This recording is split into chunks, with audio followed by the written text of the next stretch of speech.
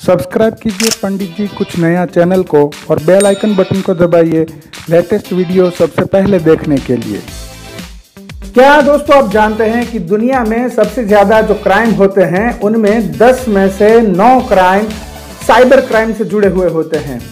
Cyber crime में भी सबसे ज्यादा फ्रॉड बैंक फ्रॉड होते हैं, एटीएम से रिलेटेड होते हैं। आपके पास आपका एटीएम पड़ा है और फिर भी आपके बैंक में से पैसे गायब हो जाते हैं। तो ऐसा क्यों होता है, ये जानने के लिए देखिए आज का एपिसोड। मैं हूं डॉक्टर भावेश व्यास और आप देख रहे हैं पंडित जी कुछ नया। वीडियो को आगे बढ़ाने से पहले जो व्यूअर्स हमारे इस चैनल पर नए हैं, चैनल को जल्दी से सब्सक्राइब भी कर ले और लाइक भी कर दीजिए। तो चलिए शुरू करते हैं।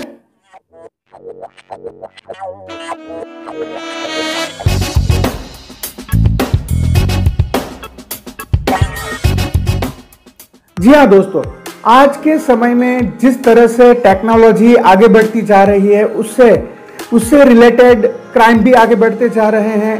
साइबर क्राइम उनमें से एक है और उनमें भी बैंक फ्रॉड सबसे ज़्यादा होते हैं। जो लोग भोले भाले होते हैं या फिर जिनको अपने एटीएम या सिक्योरिटी के बारे में पता नहीं होता है, उनसे ये ठगाई ज़्यादा होती है। तो बैंक ने इस बार निर्णय लिया है कि अपने ग्राहकों की सुरक्षा के लिए कुछ एक्स्ट्रा फीचर्स ऐड किए जाएंगे सिक्योरिटी के तौर पर। लेकिन इनसे पहले आइए देखते हैं कि ये बैंक फ्रॉड होता कैसे है। अगर मान लीजिए कि आपका कार्ड कहीं पर खो गया है या फिर मिसप्लेस हो गया है या फिर आपके कार्ड की क्लोन हो गई है। क्लोन होना मतलब आपके कार्ड की कॉपी हो जाना। आपकी जो कार्ड होता है एटीएम कार्ड, उसमें जो इलेक्ट्रोमैग्नेटिक स्ट्रिप होती है उनमें से सारा डेटा निकाल लिया जाता है। ऐसे भी मशीन आते हैं जिनके अंतर्गत आपका कार्ड नंबर, आपका नाम, एक्सपायरी और सीवीवी आदि जो पीछे 3 आंकड़ों का नंबर होता है वो कॉपी हो जाता है। तो जो फ्रॉड करता है उसके पास ये आपकी सारी इंफॉर्मेशन चली गई तो वो आपके कार्ड का यूज कर सकता है। लेकिन उनसे पहले चाहिए कि ओटीपी, वन टाइम पासवर्ड होता है जो आपका मोबाइल रजिस्टर होता है वो उसमें आता है।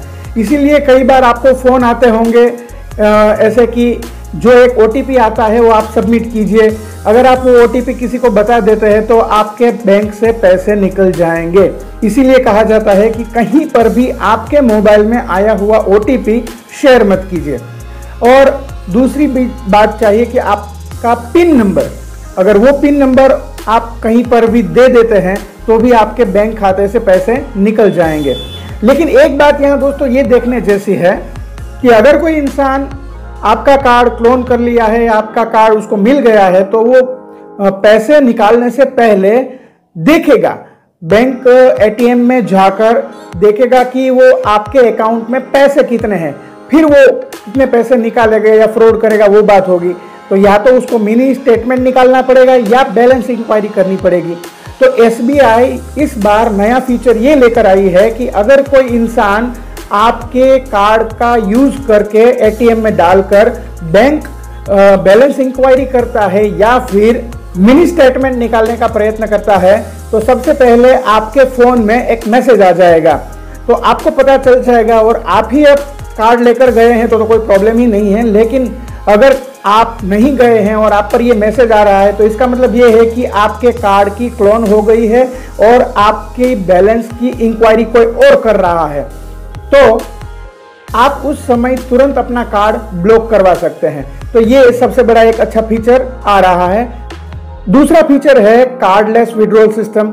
अगर आपके पास अपना एटीएम नहीं है, घर पर भूल गए हैं और आपको पैसे की ज़रूरत है तो आप एसबीआई के एटीएम में जाकर cash withdrawal without ATM card कर सकते हैं। उसके लिए आपको एक ओटीपी आपके रजिस्टर्ड मोबाइल नंबर पर आएगा और वो आपको एटीएम में एंटर करना होगा तो आप वहां से सीधा पैसे निकाल सकते हैं। और एक ये बात सबसे महत्वपूर्ण है कि एसबीआई के जो कार्ड होल्डर है वो अपने एटीएम में, मतलब एसबीआई के ही एटीएम, दूसरे एटीएम में नहीं, रात के 8 बजे से सुबह के 8 बजे तक 10,000 रुपये से ज़्यादा अगर पैसे निकालते हैं तो आपके रजिस्टर्ड मोबाइल में मैसेज आ जाएगा और आपको पता चल जाएगा। तो ये सारे फीचर्स आपको देखने चाहिए। अगर आपको एसएमएस चेक करने की आदत नहीं है तो आपको अब ये आदत डालनी पड़ेगी।